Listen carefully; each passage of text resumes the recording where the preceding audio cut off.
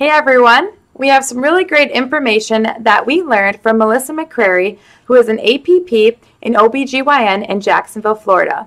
And we'd like to share some information with you all today about post-traumatic growth, or PTG, for your awareness. For many of us, trauma is an unavoidable state that can be brought on by an unexpected event. So for example, it is something that might occur after a natural disaster, war, repetitive injury, abuse, or even the pandemic.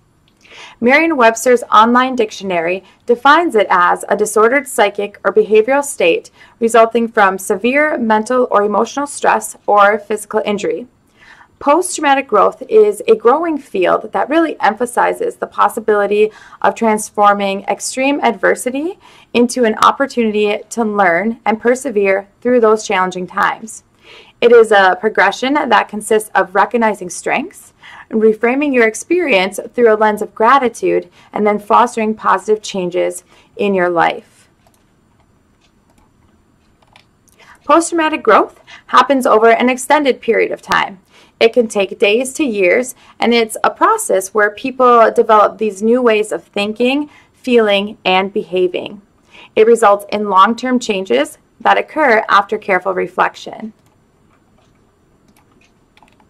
And in order to measure an individual's growth after an adverse event, Tedeschi and Calhoun created the Post-Traumatic Growth Inventory to allow quantitative measure outcomes in 5 areas. These areas include personal strength, relating to others, new possibilities, appreciation of life, and spiritual and existential change. Dr. Robert Emmons is an American psychologist and leader in the positive psychology movement, and he once stated that processing a life experience through a grateful lens does not mean denying negativity. It is not a form of superficial happyology, but instead it means realizing the power that you have to transform an obstacle into an opportunity. And it means reframing a loss into a potential gain, recasting negativity into positive channels for gratitude. The practice of cultivating gratitude not only improves our overall sense of well-being, but it has also shown to improve our abilities to cope during uncertain and unfavorable times. And so I'd like to take a moment to discuss how cultivating gratitude can allow for growth during a time of adversity. It is really fascinating to learn about the neuroscience behind using the power of gratitude.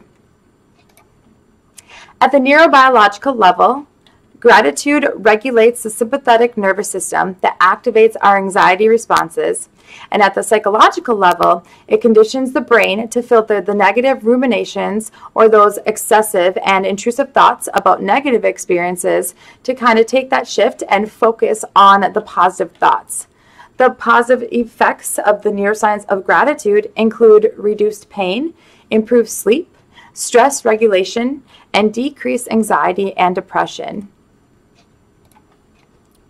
So you may ask, how can I cultivate gratitude to help me through tough moments in my life?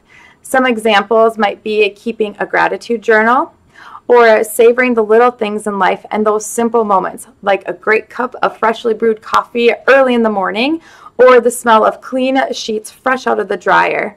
It could be those meaningful interactions that you have and that time spent with family or friends, or even enjoying a hobby, something that you really like that puts you in the state of flow, or just being outdoors in the calm of beautiful nature.